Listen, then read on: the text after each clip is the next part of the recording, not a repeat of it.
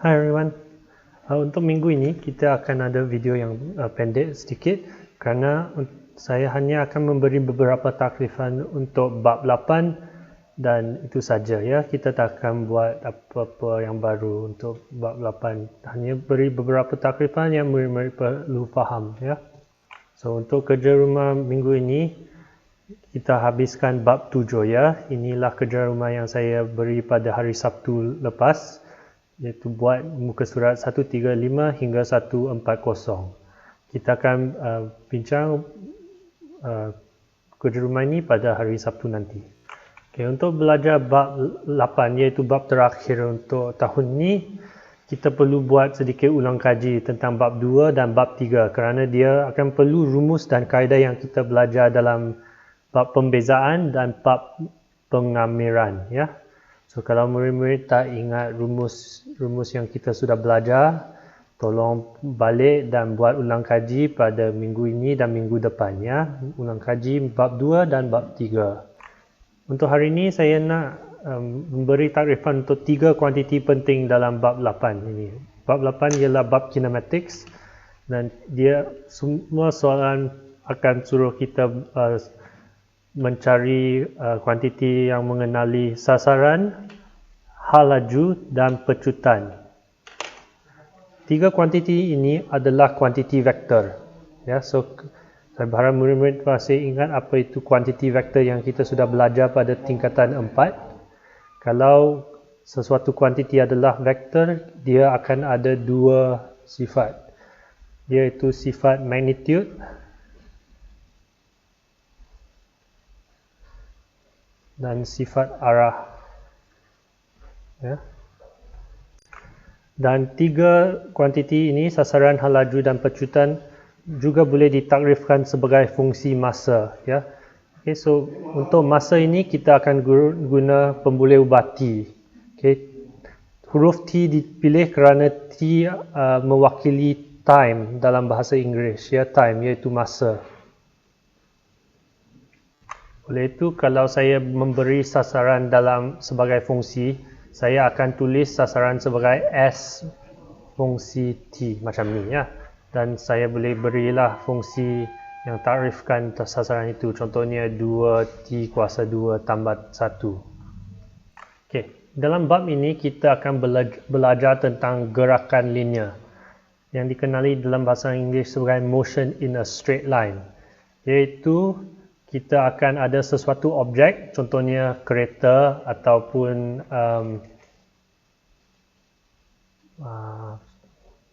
seseorang yang berjalan kaki, okay, tetapi dia objek atau orang itu bergerak dalam jalan yang lurus sahaja, ya, jalan yang lurus.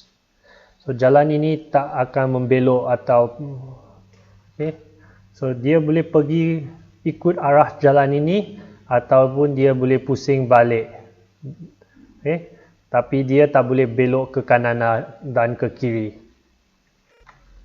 So untuk kuantiti pertama, kuantiti sasaran ini ialah jarak daripada satu titik tetap dalam satu arah tertentu.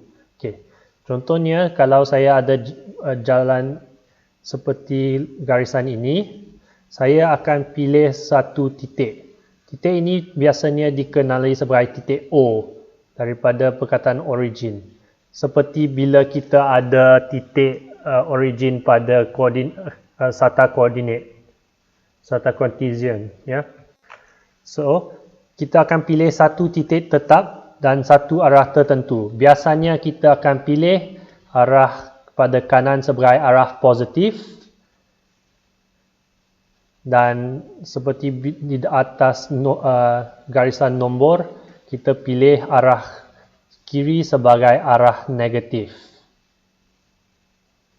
Okay. So kalau saya sekarang 5 km dari titik O, sasaran di sini ialah S ialah 5 km. Tetapi kalau saya sekarang di kiri titik O pada jarak yang sama, iaitu jarak 5 km, sasaran ini ialah negatif 5 km. Okay. So sasaran ini ada nilai positif dan negatif kerana dia ialah vektor. Ya. Sasaran ialah jarak daripada titik tetap dalam satu arah tertentu. Arah itu akan memberitahu kita adakah nilai sasaran itu positif atau negatif. Perkara penting yang kita perlu ingat ialah sasaran bukan jarak. Ya. Sasaran bukan jarak. Pada dua titik ini, jarak dia juga ialah 5 km. Dua titik ini ada jarak yang sama daripada O. Tetapi satu ada sasaran negatif 5 dan satu ada sasaran 5 km. Okay, so arah dia sangat penting bila kita bincang sasaran. Bila kita bincang jarak, kita tidak perlu tahu arah mana yang kita perlu pergi. Kita hanya perlulah tengok panjang antara titik itu. Okay, kuantiti kedua yang kita perlu belajar ialah kuantiti hal laju.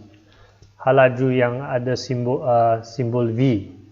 V daripada perkataan Inggeris velocity. Ya, so oleh itu V. Hal laju ialah kadar perubaran sasaran. Dan kita telah belajar dalam bab 2 tadi bahawa kadar perubahan sama maksud dengan pembezaan.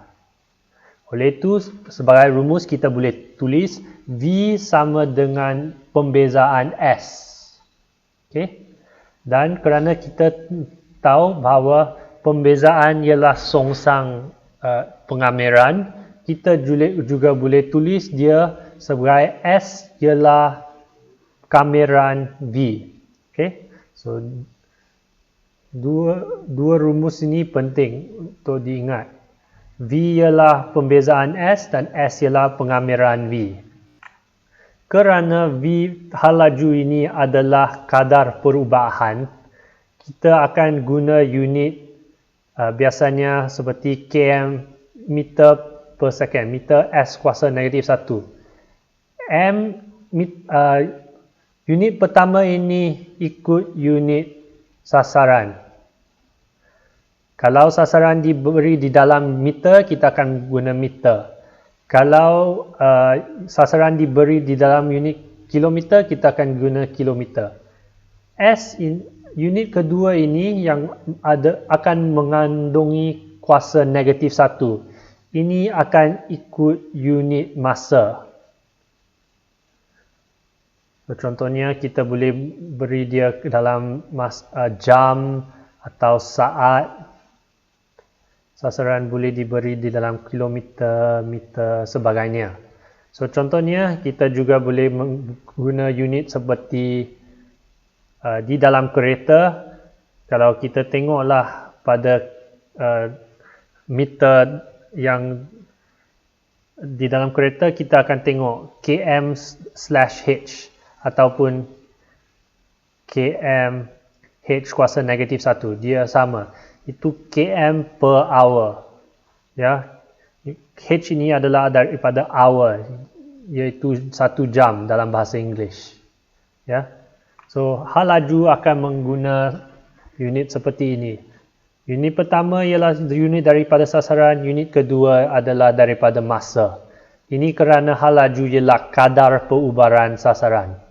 Okay, saya tak akan memberi contoh bagaimana kita guna rumus ini pada minggu ini kerana saya nak murid-murid balik dan buat ulang kaji tentang kameran dan pembezaan. Okay, kalau murid-murid tak ingat kaedah dan rumus yang kita belajar daripada bab itu, murid-murid tak boleh buat bab ini. Ya. Oleh itu, saya hanya memberi takrifan pada minggu ini saja. Minggu depan selepas murid-murid dah buat ulang kaji, barulah kita tengok soalan baru. Ya. Okay. Kuantiti ketiga dan kuantiti terakhir ialah pecutan. Pecutan ada pemboleh ubah A daripada perkataan pecutan dalam bahasa Inggeris, iaitu acceleration. Ya. Acceleration dalam bahasa Inggeris, oleh itu dia akan menggunakan huruf A. Pecutan ini juga ialah kadar perubahan, tapi kadar perubahan untuk hal laju. Oleh itu A sama dengan pembezaan V. Dan untuk songsang dia, V sama dengan kameran A. Okay, so dua rumus ini adalah rumus penting juga. Okay, so sekarang kita ada 4 rumus yang berkaitan dengan takrifan V dan A. Ya. Hal laju ialah kadar perubahan sasaran, pecutan ialah kadar perubahan hal laju. Itulah dua faktor penting maklumat penting yang murid-murid perlu ingat untuk bab ini. Okay. Seperti dengan hal laju, pecutan ini akan menggunakan unit seperti ini, di mana unit pertama dari sasaran juga, okay. So sama seperti hal laju, unit kedua dari masa, tetapi sekarang dia ada kuasa negatif 2, okay. Dia ada kuasa negatif 2. Hal laju ada kuasa negatif 1 pada unit dia. Pecutan ada unit negatif 2, kuasa negatif 2 dalam unit dia, ya. So, itu penting untuk diingati. Okey. Sebab takrifan V ialah pembezaan S, kita juga boleh tulis A sebagai pembezaan S pada 2 kali, ya. Kerana A ialah pembezaan V dan V ialah pembezaan S, oleh itu A sama dengan membuat pembezaan 2 kali pada S sasaran. Okay, so untuk bab ini, okay, rajah yang penting yang murid-murid perlu ingat ialah bagaimana lukis rajah ini supaya kamu boleh ingat apakah rumus dia. So sasaran pergi ke hal laju ialah pembezaan. Hal laju ke pecutan juga ialah pembezaan. Kalau kita pergi pada arah terbalik, itu ialah kameran. Okay. So S pergi V pergi A, pembezaan. A pergi V pergi S, kameran. Ya. So itu saja yang saya nak ajar dalam video ini. Okay. Tolong ingat rajah penting ini, ya, yang mengandungi takrifan S, V dan A. Sasaran, hal laju dan pecutan, ya. Dan ingat bahawa S ini adalah kuantiti vektor. Kerana S ialah kuantiti vektor, V dan A yang didapati daripada S ini juga adalah vektor, ya. So kalau kita sudah pilih arah kanan sebagai arah positif, setiap kali kita akan ada hal laju positif dan pecutan positif, itu bermaksud dia akan pergi ke arah yang sama, ya. Kalau dia pergi ke arah yang kita ada hal laju yang negatif, itu bermaksud objek itu gerak ke arah negatif. Okay? Okay, so itu saja untuk minggu ini, video minggu ini. Tolong ingat untuk buat kerja rumah ini daripada muka surat 135 hingga 140 untuk habiskan bab 7.